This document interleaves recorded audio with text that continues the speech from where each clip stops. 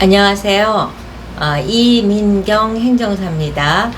오늘은 화장품 책임 판매업, 화장품 제조업과 관련해서 궁금한 것은 무엇이든지 물어보시라는 의미에서 영상을 찍었습니다.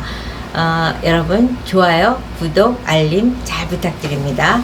화장품 사업이 이제 굉장히 많이 활발하게 이루어지고 있고 굴뚝 없는 산업이라고 할 수 있는 화장품 산업이 K-뷰티라는 태풍 같은 바람으로 전 세계에서 메이드 인 코리아라는 마크가 있으면은 선호하는 제품이 됐습니다. 과거에 메이드 인 재팬, 메이드 인 프랑스 뭐 이런 제품에 열광하던 대한민국 여성 멋쟁이들을 고려한다면 정말 격세지감을 느낄 수 있는 현실이라고 볼 수 있습니다. 그래서 이제 화장품 사업을 하기 위해서는 화장품 책임 판매업을 등록하고 또 화장품 제조업을 등록을 하게 되는데 대한민국에서 화장품 책임 판매업과 제조업 등록을 가장 많이 하다 보니까 수많은 케이스를 이제 제가 확보를 하게 됐죠. 노하우는 물론이려니와 의뢰인들이 답답하고 막힌 길을 뚫어달라고 연락 주시는 분들이 많다 보니까 정말 어마어마한 케이스에 대한 학습이 이루어지고 있습니다. 그래서 이제 저에게 의뢰하신 분은 물론이려니와 다른 행정사님에게 의뢰해서 화장품 책임 판매업이나 화장품 제조업을 등록하신 분들도 애로사항이 있으면 연락 주시는 분들이 굉장히 많습니다. 그래서 이제 화장품 사업을 등록을 식약청에다가 했다. 그러면 그 다음에 해야 될 의무사항은 원료 목록 보고는 제품을 출시하기 전에 원료 목록 보고를 반드시 해야 되고, 그 다음에 1년에 한 번 매해 2월 말까지 생산 실적 보고를 해서 전년도에 판매하고 생산한 실적을 이제 보고하게 되어 있습니다.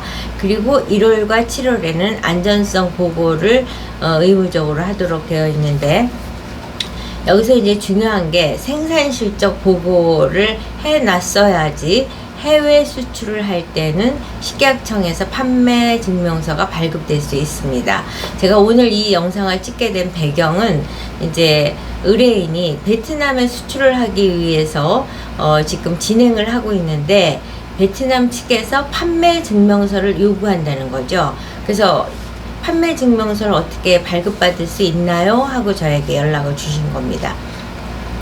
이제 외국에서 한국으로 수입을 할 때 판매 증명서와 생산 실적 보고 판매 증명서와 제조 증명서를 요구할 때는 이제 외국에서 그걸 작성할 능력이 안 되는 제조업체인 경우에 이제 이민경 행정사가 샘플 문서를 팔거나 또는 초안을 이제 의뢰를 받아서 초안 작성을 해서 해외에다 보내서 그 해외에서 공증을 받아서 원본을 제출하도록 유도를 해드려 왔습니다. 의약 외품도 그렇고 화장품도.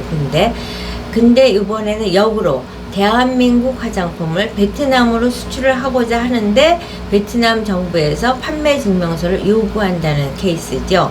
이럴 경우에는 저가 자기적으로 초안을 만들어 드리기가 어렵고 대한민국 식약청에 이 업체가 이미 생산 실적을 보고한 실적이 있어야 되고 그 실적을 근거해서 식약청에서 발급받아서 그 베트남에 보내야 되는 것이 이제 최선의 방법입니다. 근데 만에 하나 생산 실적 보고를 하지 않은 회사다. 그럼에도 불구하고 이 회사가 베트남에 수출은 해야 되잖아요.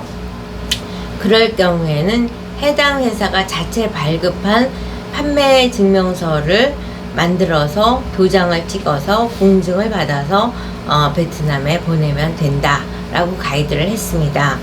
그랬더니 어떻게 그걸 작성하나요? 이렇게 말씀하셔서 저희 행정사 사무실에서는 판매 증명서 샘플, 또 제조 증명서 샘플, BSE 증명서 샘플을 판매하고 있습니다.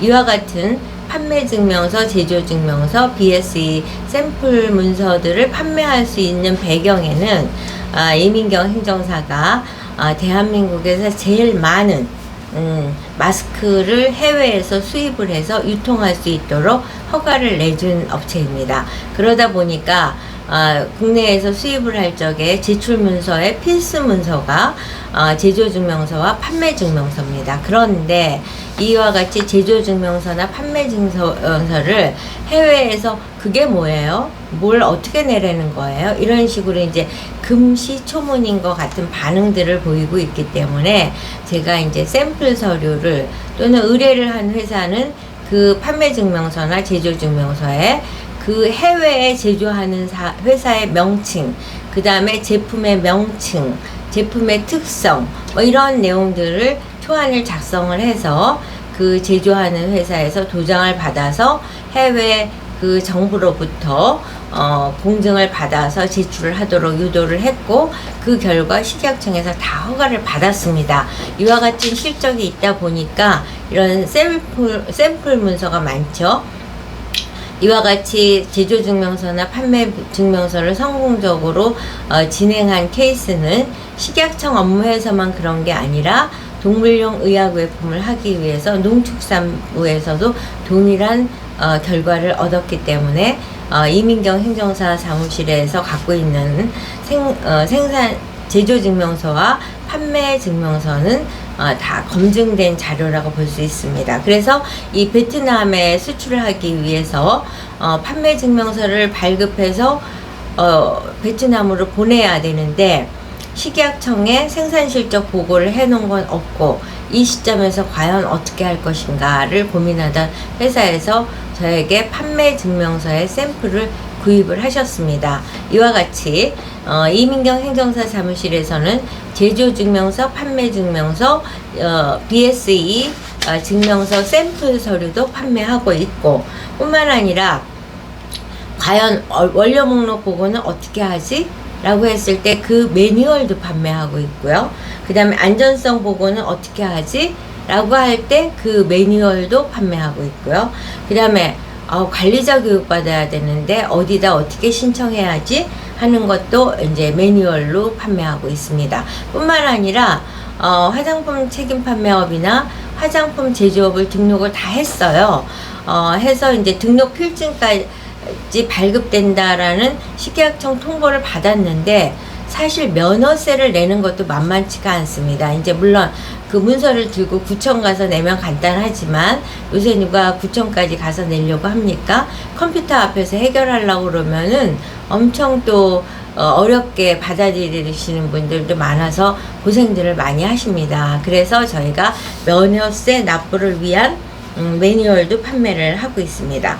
이와 뿐만 아니라 이제 그 화장품 책임 판매업을 운영함에 있어서는 이제 사실 기능성 화장품을 허가받는 것 이외에는 크게 규제 없이 화장품 범위에 있는 제품들을 생산해서 판매를 할 수 있습니다. 그런데 그와 같은 것을 생산해서 판매함에 있어서 최소한 지켜야 되는 준수사항이 있고, 또 어떤 게 있냐면은 사용하면 안 되는 원료 목록이 있고, 또 용량에 대한 함량에 대한 제한을 받는 원료 목록이 있습니다.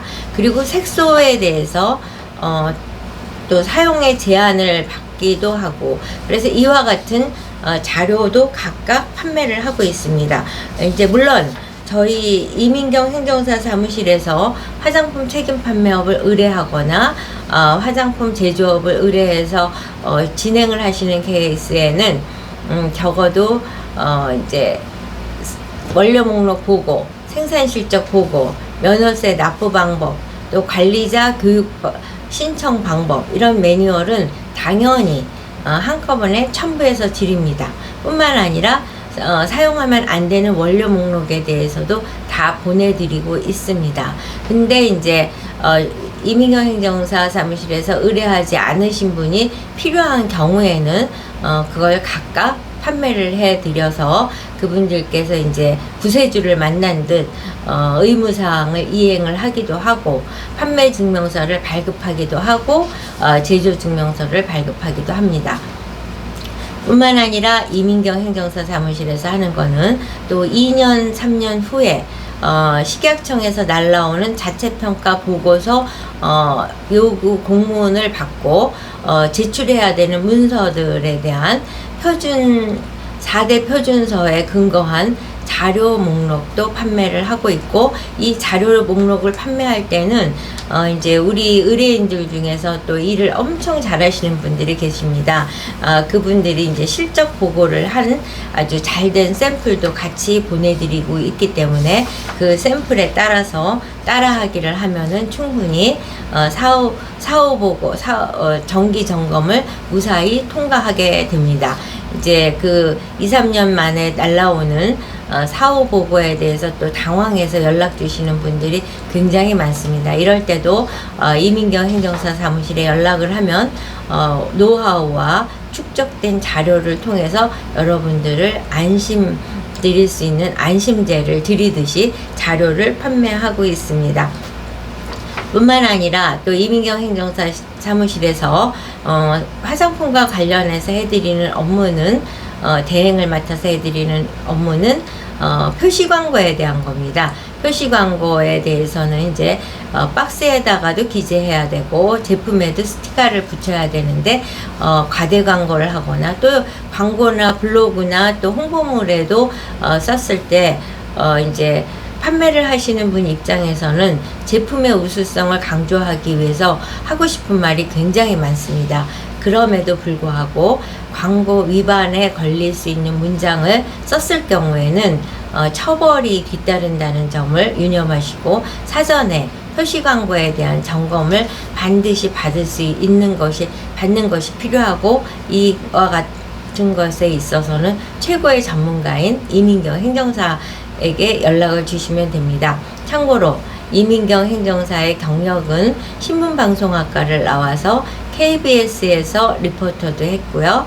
또 국회 보좌관을 하면서 화장품법을 제정한 1999년에 대한민국 화장품법을 제정을 했습니다.